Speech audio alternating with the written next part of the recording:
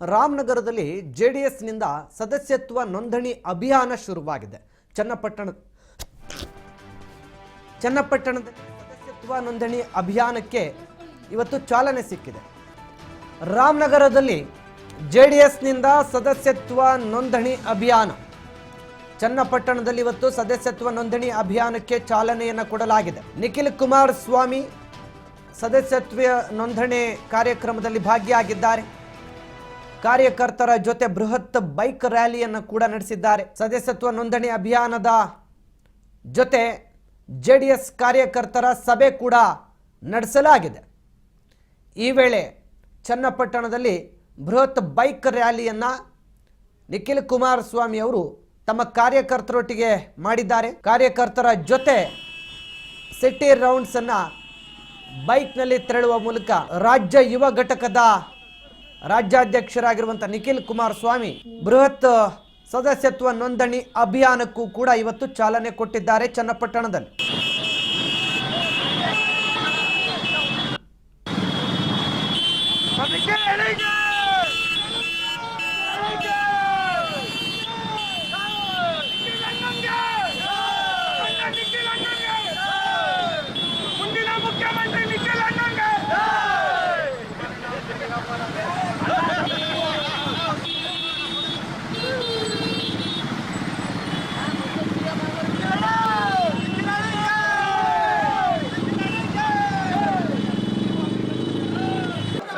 ಕುಮಾರಣ್ಣವ್ರನ್ನ ರಾಜಕೀಯವಾಗಿ ಉಳಿಸಿ ಬೆಳೆಸಿರ್ತಕ್ಕಂಥ ಜಿಲ್ಲೆ ರಾಮನಗರ ಜಿಲ್ಲೆ.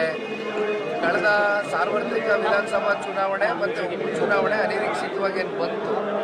ಇವೆರಡರಲ್ಲೂ ಸದ್ಯ ನಿಖಿಲ್ ಕುಮಾರಸ್ವಾಮಿ ಅವರು ಇವತ್ತು ಚನ್ನಪಟ್ಟಣದ ಪ್ರವಾಸದಲ್ಲಿದ್ದಾರೆ. ಚನ್ನಪಟ್ಟಣದಾದ್ಯಂತ ಕೂಡ ಇವತ್ತು ಹಲವು ಕಡೆ ಚನ್ನಪಟ್ಟಣದ ವಿವಿಧ ಪಂಚಾಯತಿ ವ್ಯಾಪ್ತಿಗಳಲ್ಲಿ ಇವತ್ತು ಸಭೆಗಳನ್ನು ನಡೆಸಿ ಸದಸ್ಯತ್ವ ನೋಂದಣಿ ಅಭಿಯಾನವನ್ನು ಮಾಡಿದ್ದಾರೆ. ಅದರ ಜೊತೆಗೆ ಇವತ್ತು ಬೃಹತ್ ಬೈಕ್ ರ್ಯಾಲಿಯನ್ನು ಕೂಡ ಮಾಡಿದರು. ಬೈಕ್ ರ್ಯಾಲಿ ಬಳಿಕ ಕುಡ್ಲೂರಿಗೆ ಹೋದರು. ಈಗ ಮಾತಾಡಿದ್ದಾರೆ, ಏನು ಮಾತಾಡಿದ್ದಾರೆ ಅಂತ ಕೇಳ. ಯಾವ್ಯಾವ ರೀತಿ ಸೂಪರ್ ಸೀಡ್ ಮಾಡ್ತಕ್ಕಂಥದ್ದು ಸೊಸೈಟಿಗಳನ್ನ, ಯಾವ್ಯಾವ ಸೊಸೈಟಿಗಳು ನಮ್ಮ ಹಿಡಿತದಲ್ಲಿದೆ, ಯಾರ್ಯಾರು ಜೈಮುತ್ತು ಅವ್ರ ಜೊತೆನಲ್ಲಿ ನಿಲ್ತಾರೆ ಅಂತಕ್ಕಂಥದ್ದನ್ನ ಎಲ್ಲವನ್ನ ಪರಿಗಣಿಸಿ ಯಾವ ರೀತಿ ಜೈಮುತ್ತು ಅವರ ಸೋಲ್ಗೆ ಕಾಂಗ್ರೆಸ್ನ ಸಂಪೂರ್ಣ ಎಲ್ಲ ಮಹಾನಾಯಕರುಗಳು ಕಾರಣಕರ್ತರಾಗಿದ್ದಾರೆ.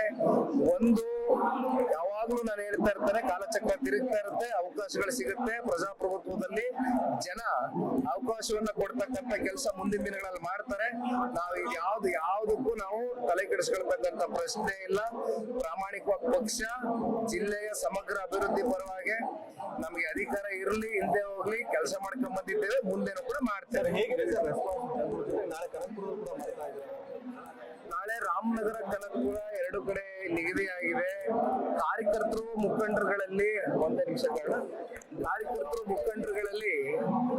ಬಹಳ ಒಂದು ಒಳ್ಳೆ ಉರುಪಿರ್ತಕ್ಕಂಥದ್ದನ್ನ ನಾವು ನೋಡಬಹುದು. ಇಲ್ಲಿ ಏನು ಇವತ್ತೇ ಸಾರ್ವತ್ರಿಕ ವಿಧಾನಸಭಾ ಚುನಾವಣೆ ಎದುರು ನೋಡ್ತಾ ಇಲ್ಲ. ಬಹಳ ಜನ ಅನ್ಕೊಂಡಿರ್ಬೋದು ಇನ್ನು 3 ವರ್ಷ ಇದೆಲ್ಲ ಚುನಾವಣೆಗೆ, ಈಗಲೇ ನಿಖಿಲ್ ಕುಮಾರಸ್ವಾಮಿ ಹಿಡಿದ್ಬಿಟ್ಟವನಲ್ಲ ಅಂತ.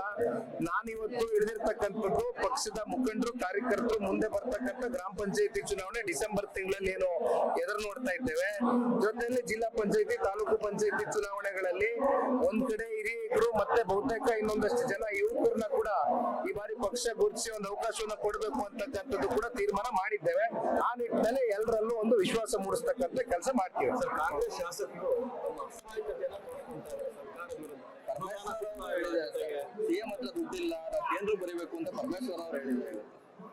ರಾಜ್ಯ ಸರ್ಕಾರ ಎಸ್ ಟ್ಯಾಕ್ಸ್ ಅಂತ ಒಂದು ಹೊಸ ಎಸ್ ಟ್ಯಾಕ್ಸ್ ನೀತಿಯನ್ನ ಜಾರಿಗೆ ತಗೊಂಡ್ ಬಂದಿದ್ದಾರೆ ಈಗಾಗಲೇ.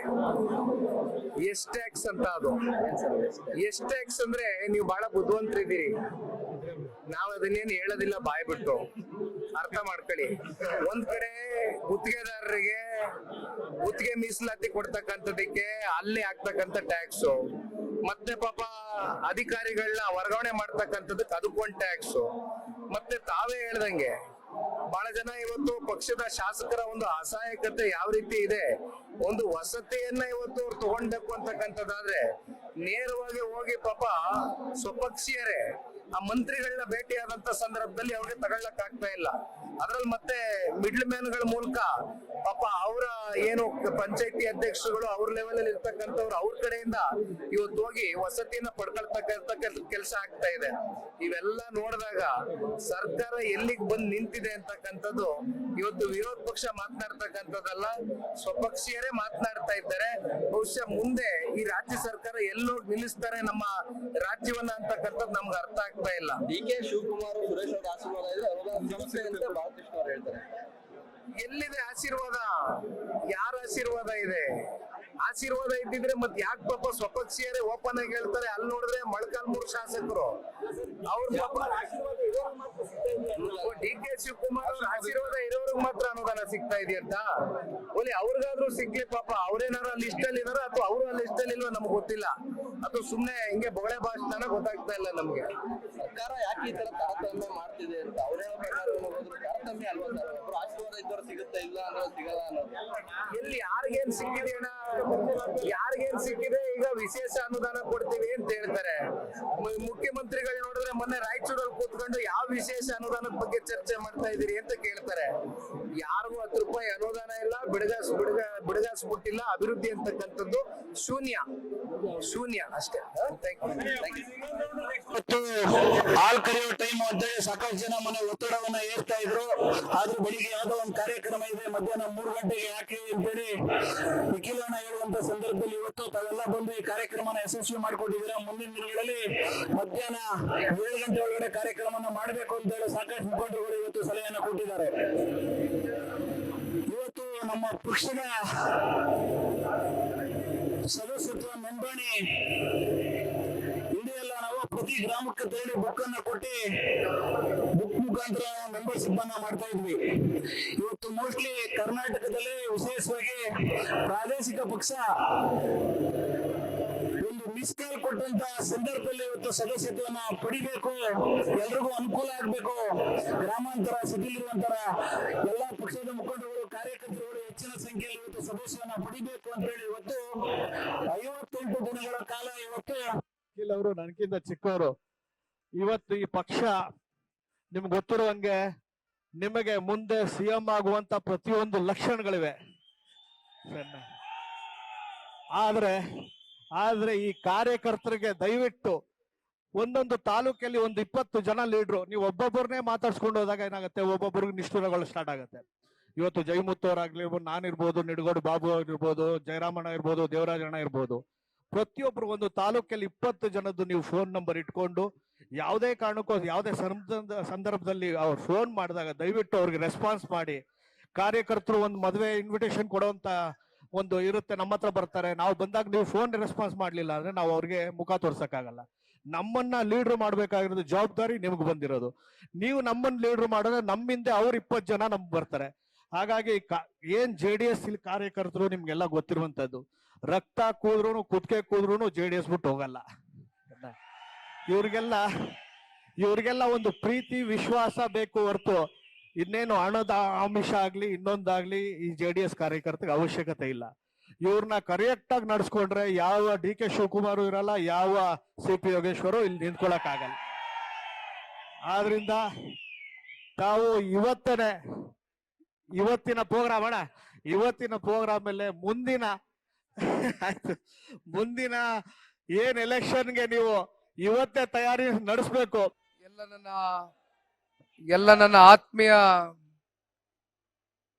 ಸ್ವಕ್ಷೇತ್ರ ಆಗಿರ್ತಕ್ಕಂಥ ಚನ್ನಪಟ್ಟಣ ತಾಲೂಕಿನ ಪ್ರಮುಖ ಮುಖಂಡರುಗಳೇ, ಎಲ್ಲ ಪಕ್ಷದ ನಿಷ್ಠಾವಂತ ಕಾರ್ಯಕರ್ತ ಬಂಧುಗಳೇ, ಪಕ್ಷದ ಎಲ್ಲ ಕಟ್ಟಾಳುಗಳೇ, ಇಂದಿನ ಜನರೊಂದಿಗೆ ಜನತಾದಳ ಕಾರ್ಯಕ್ರಮದಲ್ಲಿ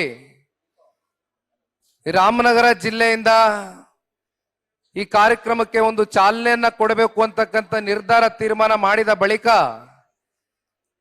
ಪಕ್ಷದ ಎಲ್ಲ ನಮ್ಮ ವೇದಿಕೆ ಮೇಲೆ ಕುಳಿತಿರ್ತಕ್ಕಂಥ ತಾಲೂಕು ಅಧ್ಯಕ್ಷರು ಜಯಮುತ್ತಣ್ಣ ಅವರು, ಮತ್ತೊಬ್ರು ಸನ್ಮಾನ್ಯ ದೇವೇಗೌಡರು ಸಾಹೇಬರು, ಕುಮಾರಣ್ಣ ಅವರ ಕಾಲ್ಗಡದಿಂದ ಇಲ್ಲಿವರೆಗೂ ನಿರಂತರವಾಗಿ ನಮ್ಮ ಜೊತೆಯಲ್ಲಿ ಸಹಕಾರವನ್ನ ಕೊಡ್ತಾ ನಮ್ಮಂತ ಯುವಕರಿಗೆ ಏನಾದ್ರೂ ಸಣ್ಣ ಪುಟ್ಟ ತಪ್ಪುಗಳಾದಂತ ಸಂದರ್ಭದಲ್ಲಿ ತಿದ್ದಿ ಬುದ್ಧಿ ಹೇಳ್ತಕ್ಕಂಥ ದೇವರಾಜಣ್ಣ ಅವರು ಇದ್ದಾರೆ. ಮತ್ತೆ ಮತ್ತೊಬ್ರು ಯುವ ಮುಖಂಡರು ಪ್ರಸನ್ನಣ್ಣ ಅವರು ಕೆಲವೊಂದಷ್ಟು ಸಲಹೆಗಳನ್ನ ಕೊಟ್ಟಿದ್ದಾರೆ. ಅದನ್ನ ಖಂಡಿತವಾಗ್ಲೂ ಮನಸ್ಸಿನಿಂದ ಸ್ವೀಕಾರವನ್ನ ಮಾಡ್ತೇನೆ, ಸ್ವಾಗತ ಕೋರ್ತೇನೆ ಆ ಸಲಹೆಗಳಿಗೆ. ಮತ್ತೊಬ್ರು ಗೋವಿಂದಳ್ಳಿ ನಾಗರಾಜಣ್ಣ ಅವರು, ಅಜಯ್ ಅಣ್ಣ ಅವರು, ಭಾನುಪ್ರಕಾಶ್ ಅಣ್ಣ ಅವರು, ಏಲಕ್ಕಿ ಗೌಡ್ರು, ಗರ್ಕಳ್ಳಿ ಕೃಷ್ಣೇಗೌಡರು ಬಹಳ ಹಿರಿಯಕರು. ನಮ್ಗೆ ಯಾವಾಗ್ಲೂ ಹೇಳ್ತಾ ಇರ್ತಾರೆ, ನೀವು ಹೆಚ್ಚಾಗಿ ಪುಸ್ತಕಗಳನ್ನ ಓದಬೇಕು, ನಾನು ಹೆಚ್ಚು ಪುಸ್ತಕಗಳನ್ನ ನಿಮ್ಗೆ ಕೊಡ್ತೇನೆ, ನೀವೆಲ್ಲ ಮುಂದೆ ಈ ಪಕ್ಷವನ್ನ ರಾಜ್ಯದಲ್ಲಿ ನಡೆಸಬೇಕಾಗಿರ್ತಕ್ಕಂಥವ್ರು, ಎಲ್ಲ ತಿಳುವಳಿಕೆಯನ್ನ ನೀವು ಮೂಡಿಸ್ಕೊಳ್ಬೇಕು ಅಂತಕ್ಕಂಥದ್ನ ಅವರು ಕೂಡ ನನಗೆ ಹಿರಿಯಕರು ಸಲಹೆಯನ್ನ ಕೊಡ್ತಾ ಇರ್ತಾರೆ.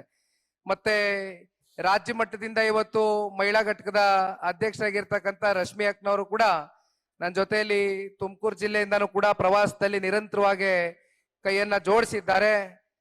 ನಾನು ಮುಂದೆ ಹೋಗಕ್ಕಿಂತ ಮುಂಚೆ ರಶ್ಮಿ ಅಕ್ನವ್ರಿಗೆ ಒಂದು ಮಾತನ್ನ ತಿಳಿಸ್ಲಿಕ್ಕೆ ಬಯಸ್ತೇನೆ. ಇವತ್ತು ಬಹಳ ಜನ ಇಲ್ಲಿ ತಾಯಂದ್ರಗಳು, ಎಲ್ಲ ನಮ್ಮ ಅಕ್ಕ ತಂಗಿಯರು ತುಂಬಾ ಜನ ಬಂದಿದ್ದೀರಮ್ಮ.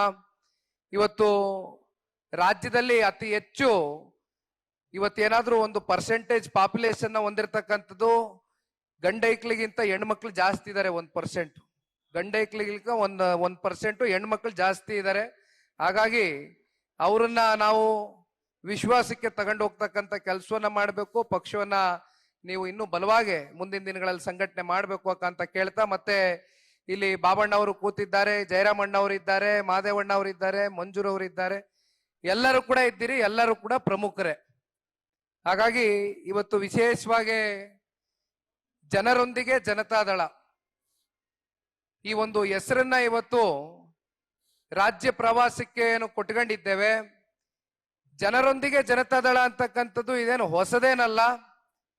ಸದಾಕಾಲ ಜನತಾದಳ ಪಕ್ಷ ಜನರೊಂದಿಗೆ ಇದ್ದು ಜನರ ಕಷ್ಟ ಸುಖಗಳನ್ನ ಅರ್ಥ ಮಾಡ್ಕೊಂಡು, ಅಧಿಕಾರ ಇರ್ಲಿ ಇಲ್ದೆ ಹೋಗ್ಲಿ, ಯಾವ ರೀತಿ ಜನರ ಪರವಾಗಿ ಸ್ಪಂದಿಸಬೇಕು, ಅದು ರೈತರಿರ್ಲಿ, ಬಡವರಿರ್ಲಿ, ದೀನದಲಿತರಿರ್ಲಿ, ನೊಂದಿರ್ತಕ್ಕಂಥ ಯಾವುದೇ ವರ್ಗಗಳಿರ್ಬೋದು, ಜಾತ್ಯತೀತ ತತ್ವ ಸಿದ್ಧಾಂತಗಳಿಗೆ ಸನ್ಮಾನ್ಯ ದೇವೇಗೌಡರು ಸಾಹೇಬರು ಇವತ್ತಿನವರೆಗೂ ನಿರಂತರವಾಗಿ ಯಾವುದೇ ಸಮುದಾಯ, ಜಾತಿ, ವರ್ಗ, ಧರ್ಮ ಅಂತಕ್ಕಂಥದನ್ನ ಭೇದ ಭಾವವನ್ನ ಮಾಡಿದಿರ ಎಲ್ಲರನ್ನೂ ಕೂಡ ವಿಶ್ವಾಸವಾಗಿ ಕಾಣ್ತಕ್ಕಂಥ ಕೆಲಸ ಸದಾಕಾಲ ಜನತಾದಳ ಪಕ್ಷ ಮಾಡಿದೆ. ಬಹುಶಃ ಇವತ್ತು ಈ ಒಂದು ಕಾರ್ಯಕ್ರಮಕ್ಕೆ JP ಭವನದಲ್ಲಿ ಚಾಲನೆಯನ್ನ ಕೊಟ್ಟರು ಪಕ್ಷದ ವರಿಷ್ಠರು ಸನ್ಮಾನ್ಯ ದೇವೇಗೌಡರು ಸಾಹೇಬರು ಹಾಗೂ ರಾಜ್ಯದ ಮಾಜಿ ಮುಖ್ಯಮಂತ್ರಿಗಳು. 2 ಬಾರಿ ಚನ್ನಪಟ್ಟಣ ತಾಲೂಕಿನಲ್ಲಿ ನಿಮ್ಮೆಲ್ಲರ ಸಹಕಾರ, ಪ್ರೀತಿ, ವಿಶ್ವಾಸ, ಆಶೀರ್ವಾದದಿಂದ ಶಾಸಕರಾಗಿ ಆಯ್ಕೆ ಮಾಡಿದ್ರಿ. 2ನೇ ಬಾರಿ ರಾಜ್ಯದ ಮುಖ್ಯಮಂತ್ರಿಗಳಾಗಿ ಮಾಡಿರ್ತಕ್ಕಂಥ ಕೀರ್ತಿ ಚನ್ನಪಟ್ಟಣ ತಾಲೂಕಿನ ಪ್ರತಿಯೊಬ್ಬ ಮಹಾಜನತೆಗೂ ಸೇರ್ಬೇಕು ಅಂತಕ್ಕಂಥದನ್ನ ಈ ಸಂದರ್ಭದಲ್ಲಿ ಹೇಳಲಿಕ್ಕೆ ಬಯಸ್ತೇನೆ. ಇತ್ತೀಚೆಗೆ ಲೋಕಸಭಾ ಚುನಾವಣೆ ಸಂದರ್ಭದಲ್ಲಿ ನಡೆದಂತ ಏನೊಂದು ಅವತ್ತಿನ ರಾಜಕೀಯದ ಕೆಲವೊಂದಷ್ಟು ವಿದ್ಯಮಾನಗಳು, ಸನ್ಮಾನ್ಯ ಕುಮಾರಣ್ಣ ಅವರು ಮಂಡ್ಯದಿಂದ ಲೋಕಸಭಾ ಚುನಾವಣೆಗೆ ಹೋಗಿ ಸ್ಪರ್ಧೆ ಮಾಡಲೇಬೇಕು ಅಂತಕ್ಕಂಥ ಒಂದು ಅನಿವಾರ್ಯ ಪರಿಸ್ಥಿತಿ ಅವ್ರ ಮುಂದೆ ಎದುರಾಯಿತು. ಆ ಸಂದರ್ಭದಲ್ಲಿ ಮತ್ತೆ ನಾನು ನೆನೆಸ್ಕೊಳ್ಳಿಕ್ಕೆ ಇಷ್ಟಪಡ್ತೇನೆ, ನಮ್ಮ ಚನ್ನಪಟ್ಟಣ ತಾಲೂಕಿನ ಎಲ್ಲ ಪ್ರಮುಖ ಮುಖಂಡರುಗಳು ತಾವೆಲ್ಲ JP ನಗರ ನಿವಾಸಕ್ಕೆ ಬಂದಿದ್ರಿ. ಬಂದು ಸಾಕಷ್ಟು ಕುಮಾರಣ್ಣನ ಮೇಲೆ ಯಾವ ಕಾರಣಕ್ಕೂ ನೀವು ಇವತ್ತು ಚನ್ನಪಟ್ಟಣವನ್ನ ತೊರೆದು ನೀವು ಹೋಗಬಾರದು ಅಂತಕ್ಕಂಥದ್ದು ಸಾಕಷ್ಟು ಅವರವರ ಅಭಿಪ್ರಾಯಗಳು, ಒತ್ತಾಯಗಳು ಎಲ್ಲವೂ ಕೂಡ ಮನಸ್ಸಿನಿಂದ ಮಾಡಿದ್ರು. ಆದ್ರೆ ಅಂತಿಮವಾಗಿ ಒಂದೊಂದು ಸಲಿ ಆ ಭಗವಂತನ ಆಟ, ಭಗವಂತನ ನಿರ್ಣಯಕ್ಕೆ ನಾವೆಲ್ಲರೂ ತಲೆಬಾಗಬೇಕಾಗ್ತದೆ, ಏನು ಮಾಡ್ಲಿಕ್ಕೆ ಆಗೋದಿಲ್ಲ. ಸಂದರ್ಭ ಆ ರೀತಿ ಇತ್ತು. ಯಾಕೆಂದ್ರೆ ನನಗೆ ಮಂಡ್ಯದಲ್ಲಿ ನಿಂತ್ಕೊಳ್ಳೇಬೇಕು ಅಂತಕ್ಕಂಥ ಒತ್ತಾಯ ಮಾಡಿದ್ರು.